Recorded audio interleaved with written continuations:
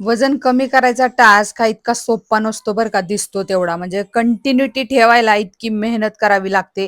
तुम्हाला काय सांगू, आज आहे वेट लॉस डेचा 5वा दिवस आणि सकाळी लवकर उठून योगा केला मी. त्यानंतर आज शनिवार असल्यामुळे गॅलरी आवरायला काढली, कारण आमच्याकडे उद्या परवा पाहुणे येणार होते. पोह्याचा नाश्ता केला आणि मी गॅलरीतला आवरायला घेतलं. आणि ह्या मुली आहेत ना, ह्या खिडकीच्या काचांमध्ये खाली जे जागा असते ना, जिथे आपल्या काचा आपण लावतो, उघडतो, तर त्या खाच्यामध्ये इतकी घाण साठली होती आणि ही सारखी साफ करावी लागते आणि मुली सारख्या घाण करतात. शर्वी, सावली, त्याच्यात पेन्सिल टाकतात, खोड रबर, खडूचे तुकडे.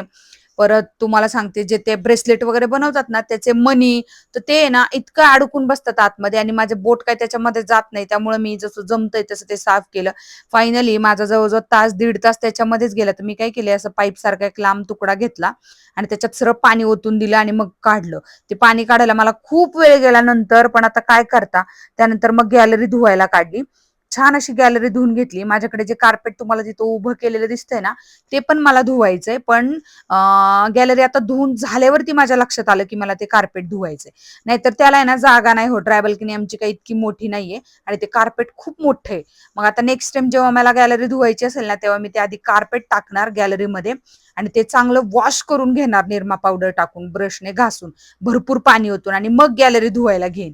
पण आता पुरतं तरी मी फक्त गॅलरी साफ करून घेतली स्वच्छ आणि वरची सगळी जाळी जळमट होती ती पण काढली. सावलीने मला याच्यात भरपूर मदत केली. तिने खूप सारं पाणी आणून दिलं मला बादलीने आणि मग मी ते प्लास्टिकच्या खराट्याने असं सगळं साफ करून काढलं. हे अगदी सोपं जातं. गॅलरीला आमच्या असं आपल्या बाथरूम मध्ये कसं होल असतं पाणी जाण्यासाठी, तसं आहे. त्यामुळं पाणी आतमध्ये जातं, बाहेर काय पडत नाही. त्यामुळे खाली कोण आहे का नाही ही बघायची मला काही गरज पडली नाही. म्हणून हे काम अगदी सोपं होऊन गेलं. आणि मला अजून चालायला जायचं होतं, पण आधी इथेच माझी इतकी कसरत होऊन गेली की मला इतका कंटाळा आला. माझी अजून अंघोळ व्हायची होती. म्हटलं की हे सगळं काम करून घ्यावं आधी आणि मगच अंघोळीला जावं. काय होतं, रोज रोज आहे ना, ह्यांचं भरपूर सामान असतं, माझं भरपूर सामान असतं. आम्ही आलो की कंटाळ्यासारखं काम करून दमून येतो. त्यामुळे मग ते सगळं जे माझे प्रोडक्ट असतील, काही पार्लरचं काही वस्तू असतील, तर ते सगळं तसंच राहतं गॅलरीमध्ये. आणि ह्यांचे जे काही गोडाऊन मधलं मटेरियल असतं ते आणतात, तर ते सगळं तिथंच राहतं. त्यामुळे गॅलरीमध्ये खूप सारी जागा अडून जाते आणि मग आम्ही असं शनिवार रविवार असा दिवस काढतो की ज्या दिवशी आम्ही हे सगळं साफ करून घेऊ.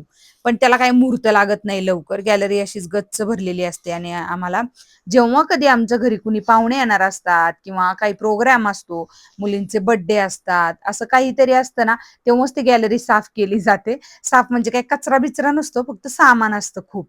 कारण आमच्याकडे काही स्टोर रूम वगैरे असलं काही नाहीये ते ठेवायला. तर ते राहिलेलं सगळं सामान एक्स्ट्राचं तिथेच ठेवायचं ना, आपल्याला काही फेकून द्यावं वाटत नाही. मिडल क्लास लोक आहेत आपण ना, सो सगळं जपून जपून ठेवतो. कधी काही कुठली गोष्ट लागेल ते सांगता येत नाही.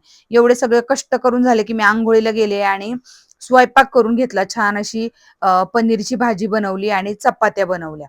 सो सावलीला व्हिडिओ काढायचा होता, सो ती गॅलरीत बसली. मी सगळं साफ करून घेतलंय छान बघा.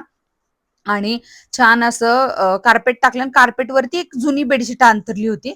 कारण म्हटली त्यांनी सांडायला नको तिथे. आम्ही इकडे आतमध्ये जेवायला बसलो आणि या दोघी इथे बसल्या. ते जे ग्रीन टाकलेले आहे कार्पेट, तर ते सुद्धा मी वॉश करून घेतलं. आता मी खाली आले चालायला आणि खाली कोणच नव्हतं चालायला. म्हणजे माणसं कोणच नव्हती. संध्याकाळचं असंच असतं. सोसायटीच्या आवारात कोणच नसतं. मुलं पण 5-6 वाजता घरी जातात.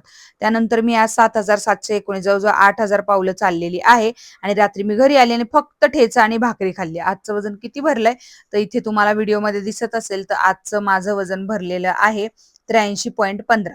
खूप कमी होतंय हळू खूप उत्साह वाढतोय माझा. थँक